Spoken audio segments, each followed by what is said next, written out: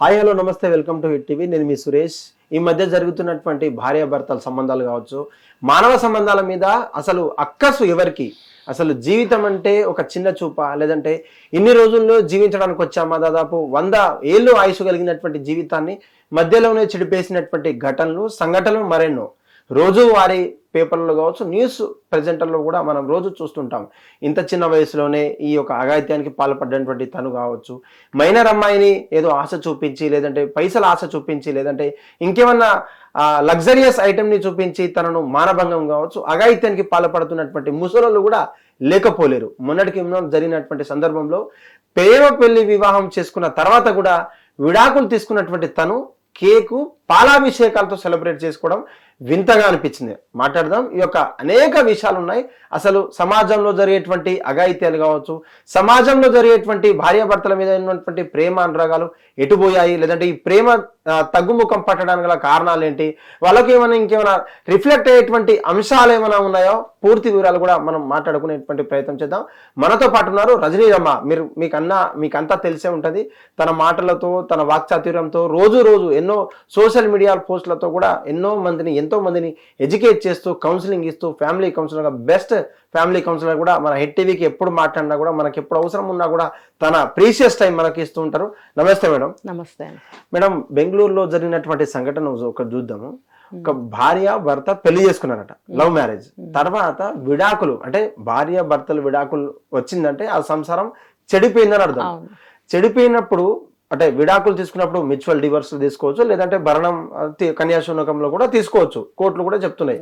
కానీ ఇంత ఇవ్వాలి అంత ఇవ్వాలని చెప్పేసి రూల్స్ మాత్రం లేవు. కానీ దాదాపు 18 లక్షల బంగారం కావచ్చు, 12 తులాల బంగారం ఇచ్చిన తర్వాత కూడా సెలబ్రేట్ చేసుకోవడం అంటే ఈ వికృత చేష్టలు అనుకోవచ్చా, లేదంటే ఏమనుకోవచ్చు? నిజంగా భార్యాభర్తలు విడిపోయిన తర్వాత కొంచెం చిన్న గొడవ వస్తేనే బాధపడతాం. అలాంటిది విడాకులు చేస్తే తల్లి కూడా సపోర్ట్ చేస్తూ సెలబ్రేట్ చేసింది. ఎలా చూడొచ్చు వాళ్ళ మెంటాలిటీ మనం? అంటే ఇప్పుడు ఇది మనము పాజిటివ్ కోణంలో ఆలోచించినట్టయితే ఇప్పుడు ఆ కుటుంబం యొక్క మానసిక పరిస్థితి గురించి మనం మాట్లాడుకోవాలి. ఇప్పుడు కొన్ని సంఘటనలు దగ్గరగా చూసినవి ఉన్నాయి, నేను హ్యాండిల్ చేసినవి కూడా ఉన్నాయి, టేకప్ చేసినవి. అవి ఏంటంటే మానసిక, ఇప్పుడు ఆత్మహత్యలు ఎందుకు చేసుకుంటున్నారు? ఇప్పుడు భార్య అయినా భర్త అయినా ఇద్దరిలో ఒకళ్ళు ఆత్మహత్యలు చేసుకుంటున్నారు అంటే వాళ్ళ మానసిక పరిస్థితి ఎంత దిగజారితే, ఎంత దుర్బలమైన పరిస్థితిలో వాళ్ళు ఉండి ఆత్మహత్య చేసుకుంటున్నారు అనేది అర్థమవుతుంది. చెప్పుకోవడానికి ఇప్పుడు నొప్పి, దెబ్బ తగిలిన వాడికి నొప్పి బాగా తెలుస్తుంది. మనము చూసేటోళ్ళకి ఎట్లా ఉంటుందంటే, అరే తగ్గుతుంది లేరా, ఆయింట్మెంట్ రాసుకోరా, జర టాబ్లెట్ వేసుకో అని అంటాం మనం చెప్పేవాళ్ళకి. మళ్ళీ మనకి అదే దెబ్బ తగిలితే కదా మన నొప్పి తెలుస్తుంది. సో దగ్గరగా చూస్తే కూడా, వాళ్ళతో దగ్గరగా మూవ్ అయితే కూడా ఆ నొప్పి ఈక్వల్ గా మనం భరించగలుగుతాం, అర్థం చేసుకోగలుగుతాం. అట్లాంటివి నేను చూశాను. సో ఈ కుటుంబం గురించి మనం ఆలోచిస్తే కనుక అది మనము నెగటివ్ గా తీసుకోలేము. ఆ కుటుంబం మానసికంగా ఎంతో ఏమంటారు చెంది ఉంటారు, అంటే ఫెటప్ అయిపోతామంటారు కదా, అట్లా అయిపోయారు వాళ్ళు. ఎట్లా అంటే హింస పెట్టి వేధింపులు చేసి భర్తని గాని అత్తని గాని, అత్తగారిని కొడుతున్న కోడళ్ళు లేరా, మామగారిని కొడుతున్న కోడళ్ళు లేరా, ఎన్ని వీడియోలు వైరల్ అయినాయి మనకి, చూసాం కదా. అటువంటి స్థితిలో వాళ్ళు ఉండి ఉన్నారేమో ఇంతకు ముందు. సో ఆ మానసికమైనటువంటి స్థితి నుంచి బయట పడ్డారు కాబట్టి, ఒక జైల్లో నుండి బయటకు వస్తే ఎంత రిలీఫ్ అనిపిస్తుందో, ఒక కష్టంలో నుంచి, ఒక అనారోగ్యం నుంచి, ఒక బాధ నుంచి, ఒక అప్పు నుంచి, ఏదైనా ఒక కష్టం నుంచి బయటపడితే వచ్చే రిలీఫ్ అనుభవించేటోళ్ళకే బాగా తెలుస్తుంది. అది ఏ మనిషికైనా అటువంటి కష్టం వస్తే రిలీఫ్ అయిన వాళ్ళకి అది అర్థమవుతుంది. సో ఇక్కడ కూడా వీళ్ళు ఆమెతోని చాలా పరిశాన్ అయి ఉంటారు. అయ్యి ఉండబట్టే అడిగిందో లేదో మనకు తెలీదు మెయింటెనెన్స్ అనేది. ఇతను ఇంకా ఎక్కువ ఎక్స్ట్రా వేసి, ఈయనకు ఎంత 18 లక్షల గోల్డ్, ఇంకా ఎన్నో 12 లక్షల మనీ, ఇవన్నీ ఎక్స్ట్రాగా ఇచ్చి వదిలించుకుని అమ్మాయి అని దండం పెట్టండి అని చెప్తున్నారు. అంటే అది నిజంగా కావాలని ఈయననే ఆమెను హింస పెట్టి వదిలేసి ఉల్టాగా పైసలు ఇచ్చి వదిలించుకుని అమ్మాయి హాయిగా ఉన్నాను అనుకున్న ఫీలింగ్ కాదు ఇది. ఎందుకంటే ఇప్పుడు పాలాభిషేకం, అదే కదా మీరు చెప్పారు. పాలాభిషేకం అంటే అది ఒక దరిద్రం వదిలింది, ఒక శని వదిలింది అంటే గుండు కొట్టించుకుంటారు కదా. గుండు కొట్టించుకుంటారు. అంటే తలభారం తగ్గడానికి అన్నట్టు. రెండోది మొక్కుకొని దేవునికి ఆ తలని ఇస్తారు, అదొకటి. ఏదేమైనా కానీ వాళ్ళు రిలీఫ్ కోసం చేసే పని అది.